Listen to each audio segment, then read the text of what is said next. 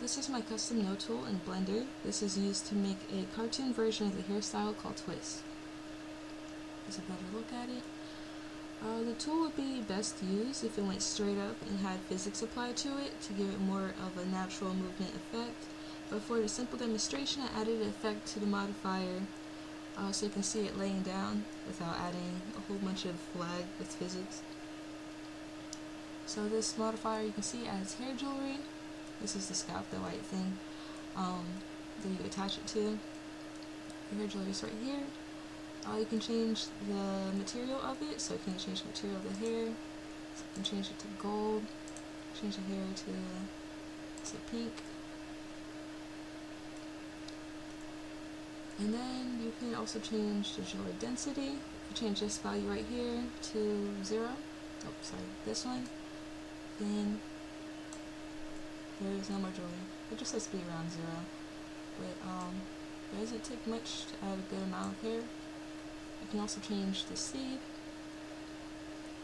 Let it find someone else, see what you like. This one looks pretty good. I'm aware that some of them don't face in the right direction. I got it close to what I want, but I understand where the problem's coming from. I just wasn't able to solve it, but I still think the end result isn't too bad. So we also have texture density. So you see here there's a bit of distortion to the shape of the hair, like each individual chunk of hair. That is intentional. It's a modifier. And where did it go? Here you go. If I add it near to 0, you'll see it gets a lot smoother. Like that. It's just smooth, wrapping around, and just adds a bit of texture to it. Wave intensity is part of the modifier section that just helps display this, which can be used. I feel like this can also be used once you do apply physics to it. Just to add some more, you see how these wave, they curl a bit. So the more you turn this up, the more it curls. Like that. Looks really pretty like this. I'll turn it down because it's a bit easier to look at and explain when it's a bit straighter.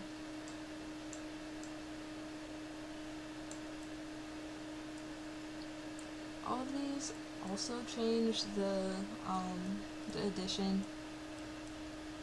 Just edit it slightly, the way it sways. All these do a slightly different thing, but it's not necessary really for the design. And also added hair density in case you want more or less hair. Like this is a lot of hair, but if I wanted to, I could turn it down. If it is lower, you can see it's a lot less hair. You can turn it really high to add a lot of hair.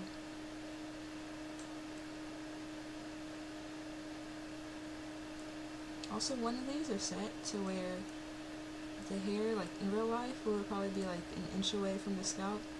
It goes straight up until gravity hits it after a certain amount of length. A small detail I've noticed from real hair. And then I can show you how the nodes work. Here's the beginning. It takes initial input and also has hair density since it's controlled right here. So this controls the paths. There's one path that starts out with, and then it distributes them across a scalp shaped mesh, or any mesh you choose. It can be any shape, but it looks best in like a head shaped object. And then there's density right here. This is where the path is connected. Down here is what adds the waves. Make this slightly bigger. This adds the waves. They can be removed and it doesn't negatively affect the hair. But it also takes the value from this in order to control the size. So it gets smaller at the tips. And it's also slightly smaller at the root so it's not clumping up, taking up space.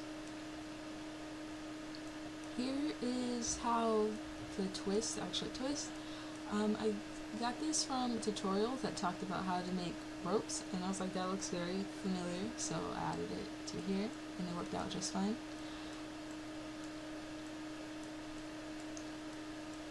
And then here's a bit more of a bunch, but this is where the noise comes from.